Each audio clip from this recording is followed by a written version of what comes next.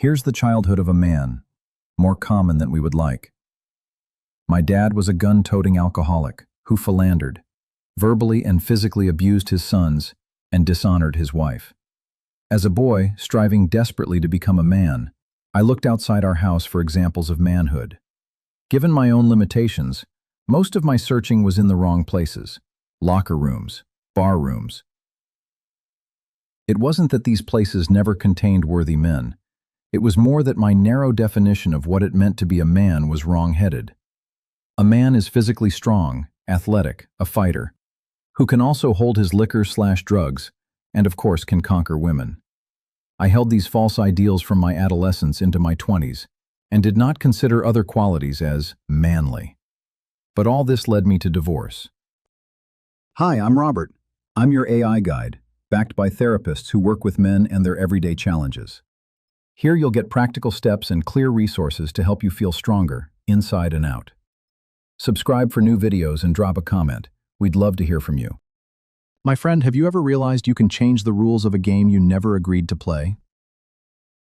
We learn to change a tire faster than we learn to say, "I'm hurt." That's not accidental.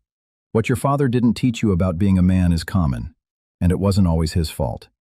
Stick with me. By the end of this episode, you'll have clear, practical steps to fill those gaps. Think of a father like an early coach or a home blueprint. He helps build how a boy handles feelings, gets along with others, and sees himself. When dads are involved, kids do better in school, act out less, and bounce back from stress more easily. Good father-child ties teach simple life tools: how to solve problems, set boundaries, and care about others. Even dads who don't live at home can help if they stay consistent.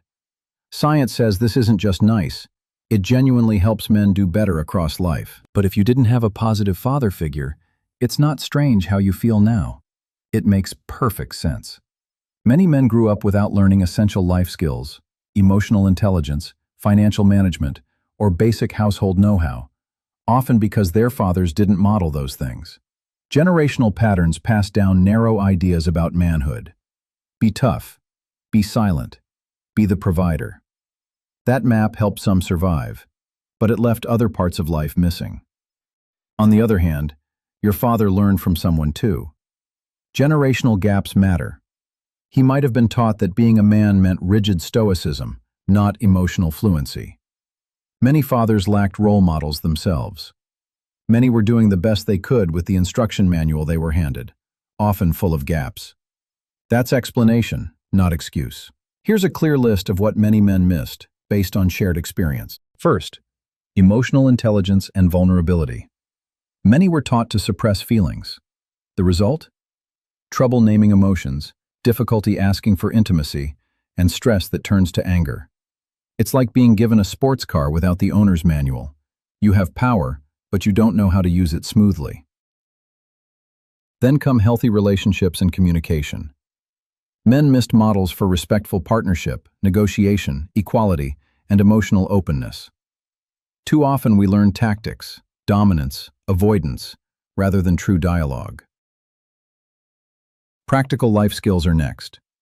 Basic tasks, like changing oil, managing a mortgage, negotiating wages, or fixing a leaky faucet, weren't always passed down. That leaves men competent in some areas and helpless in others. Next come accountability and self-respect in the script of manhood. Owning mistakes, setting boundaries, and building self-worth were sometimes neglected. Without these, relationships and careers stall. Let's look at a different inheritance. Theodore Roosevelt Jr., the 26th U.S. President, called his father the best man I ever knew. Theodore Roosevelt Sr. emphasized courage, tenderness, and public service. Roosevelt Sr. modeled strength coupled with tenderness, showing that courage includes gentleness. That's a useful model to borrow. Strength and sensitivity can live together. Now let's explore together a few frequently asked questions and myths, reframed through what we learned, or didn't, from our fathers. A myth passed down is that vulnerability makes you weak. The reality is that when you test it against good fathering, fathers who showed measured openness built trust and modeled real strength. Vulnerability, used wisely, deepens bonds and improves leadership. People follow men they trust, not men who hide. Another myth repeated at home is that real men don't need therapy. Reality and practice. Fathers who sought help or advice, mentors, doctors, priests, coaches, showed that outside support is practical and effective. Therapy is a tool, like asking a coach for a better play. It sharpens judgment, reduces stress, and strengthens relationships. Now, a question that many sons ask: won't showing emotion make me lose authority? And the answer, learned from better role models, is that explosiveness or constant softness can erode influence. But appropriately timed emotional honesty, what a caring father would call steadiness, actually builds long-term authority. Authority that lasts is earned through clarity, calm, and trust. Think of masculinity as a coaching manual passed down through generations. If every coach taught defense and hiding pain, you never got the playbook for passing, receiving, or building team trust. That's social learning. Habits, rewards, and language shape behavior for decades. If you want to change how you show up, do these 3 things. Name the emotion. Do this today. When you feel tense or off, pause 30 seconds and say the emotion out loud. For instance, I'm angry, or I'm ashamed, or I'm tired. Naming an emotion is like turning on a light in a dark room. It reduces the charge and gives you options. Second, tiny confessions help. Vulnerability in increments is lowering stress. Start with a small, honest sentence to someone you trust. I felt useless today. Keep it brief. Repeat once a week. Small disclosures build trust without rupturing it. Third advice is, build a support habit and ask for help strategically. Schedule one 20-minute conversation with a friend or mentor to ask for practical input. I'm stuck on X. What would you try? This reframes help-seeking as deliberate strategy, not failure. A big study from 2010 shows that social connection predicts better health and longevity. Research on masculinity links restrictive gender norms to worse health outcomes and less help-seeking. In short, connection and help-seeking improve your life. Going back to history, it's worth citing that John Adams modeled intellectual rigor and civic duty for his son John Quincy, who became the 6th U.S. president.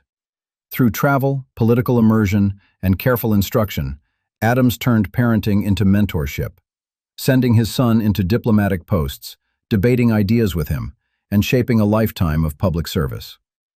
Their letters show a disciplined, demanding, but deeply engaged father-son education that taught principles, curiosity, and responsibility. Sometimes a frank discussion with your father is helpful in understanding him and where he's coming from. You may get pushback in the father-son dynamic. Your father might react with shame, dismissal, or even ridicule. Siblings or old family habits can laugh it off. The household may be skeptical of sudden change. If a direct conversation with your dad feels unsafe, write him a letter first or record what you want to say. If he doesn't want to listen, find one reliable family member, mentor, or a professional to practice with. When the old patterns are strong, take tiny steps, short talks, small disclosures, because persistence beats perfection. If your father fell short, you can still find a positive father figure at any age. Look for men who model calm responsibility: coaches, teachers, clergy, supervisors, or older friends. And reach out with small, concrete asks: a coffee, advice on a project, or feedback. Join clubs, volunteer, or take classes where consistent mentors appear. Consider therapy or structured mentorship programs for guided support. Observe boundaries and values before investing emotionally. Over time, repeat small interactions to build trust. These relationships won't erase the past, but they can teach steady presence, accountability, and the skills you wish you'd learned earlier. What if the person you open to shuts you down? That hurts, but what if someone actually listens? That could change everything. A small risk, but a big possibility. We'll explore handling dismissal in another episode. You don't have to carry everything alone with your father's story on your back. Please remember that asking for help is a sign of strength, not weakness. You can also find a useful PDF to download in the links below. Take the step, say what you feel, and get support. And hey, if your toolbox can fix a shelf, Let your words repair a father-son bond. See you in the next episode where we talk about why you push away the woman you actually want.